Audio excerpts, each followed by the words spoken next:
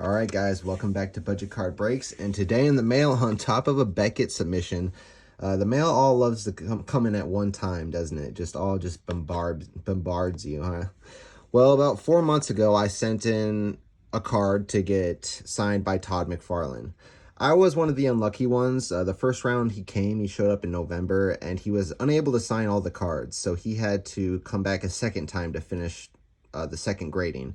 So mine got done in the second go round. So I just got the card back today. It's been, like I said, I submitted it in October. So October, November, December, January, February, March, April.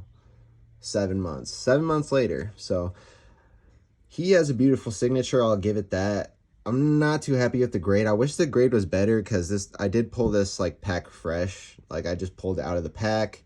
I know Venom's a good character, so I remember pulling out of the pack. I put it in a sleeve in the thing, and that was that. But apparently, it's still graded an 8.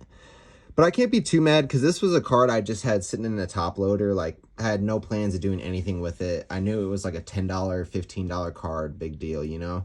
And I got an email from CGC saying, Todd McFarlane's doing a signature if you have anything by him. So I just typed in Todd McFarlane cards, and this came up, and I was like, wow, I have that card, you know? So I sent it in. I paid I can't remember if it was 125 or 175, but I think it was 175 bucks for him to sign it. So all in all, it was like $200 investment in this card, and it definitely did pay off. I went on eBay and I looked at, I saw a card, I think an 8.5 sell for, I think like 700 and some bucks. I'm not looking to sell this anytime soon at all. When I'm older, much older, Todd McFarlane is passed on. That's probably the time I'd be looking to sell it. You know, way down the line. But I'm glad I have it. He has a beautiful signature, and honestly, when I got him to sign, I was unaware of how popular and how big he exactly was. I knew he created like the old Venom characters and stuff, but I didn't know at all that he like is a huge influencer in the toy industry, and just exactly how much stuff he has his hands in the Marvel and DC universe. He's very prominent, so it's super awesome to have his, you know, it's basically like having the Michael Jordan signature of comics. So if I was to compare it to something, so it's definitely like more than I bargained for. I got into it just because I was like, hey, I have the card, why not? You know, I heard of the guy's name, but once I got it, and you know, the rarer cards, I've seen some of the rarer stuff that this guy signed is selling for thousands and thousands. So I could see this card going up even more in the future. And I thought it was cool CGC did a special, because I honestly don't like the blue CGC slab very much. And before, when they had the green one, oh, that was ugly. I could not handle that at all. But this one's pretty cool. That's kind of what suckered me into wanting to do it even more, because when I found out I had this card, it was like, oh, I have the gold card, and it's going to be a gold, you know, thing on top that's going to look perfect. And it kind of does match really well. You know what I mean? Much better than the blue. And yeah, it's cool. It's just a one-of-a-kind CGC encapsulation that you're not going to get with any other thing than the Todd McFarlane signing. So super cool and unique item. And these are 3 things I got off the Golden Marketplace this week. So originally, well, let's start originally. I only knew that these Meiji promo gold foils existed. And I always thought to myself, man, I want a few of those cards. But I could only find them on eBay, and usually they want 20 bucks, $25 for a non-graded one that's kind of tore up looking, right? Like in worse condition than this one, you know? And what people don't understand about these older cards is I've held them outside encapsulation. They're really flimsy, and they're like stickers. They're so hard to keep in good condition, so I definitely understand. That's why I kind of give them the pass with the 5s. You know, a 5 with the Meiji card is not that bad of a grade, guys. It's not like a 5 in a card like, say, that style.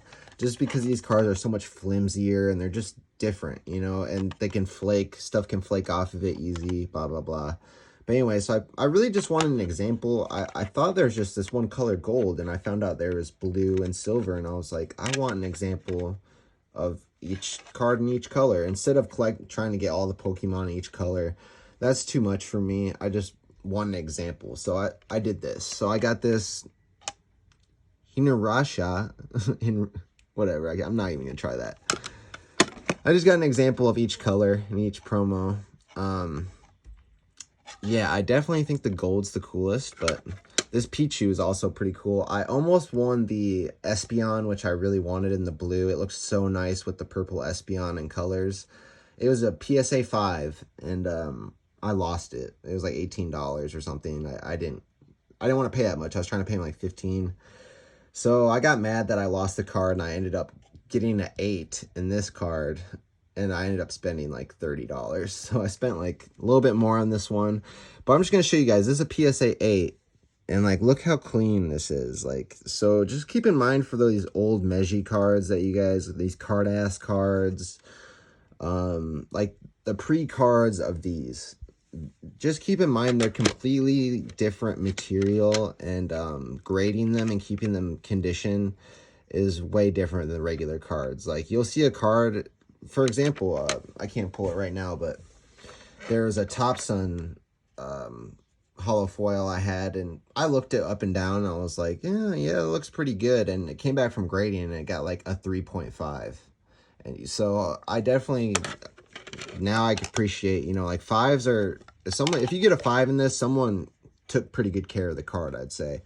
If you got it like an 8, someone probably kept the box sealed forever and like just opened it, or it never saw the light of day after it was, you know what I mean. But anyways, I'm going on and on. Let me know what you guys think about this Todd McFarlane. It's a really cool addition to my collection, as well as these examples. A lot of people don't know about these cards, and I think they're just kind of cool conversation starters, because everyone's used to those old cards. I just like having, or the same regular cards, which I myself love, but I just love to have different, unique things within my Pokemon collection, whether it's worth a lot of money or not. I just want to have a bunch of different kinds of stuff in my, that's at least how I collect Pokemon. But anyways, just got to open up all this stuff today, so definitely feels like Christmas. But let me know what you guys think about this, and also my last submission video, all happening in one day. All right, see you guys later.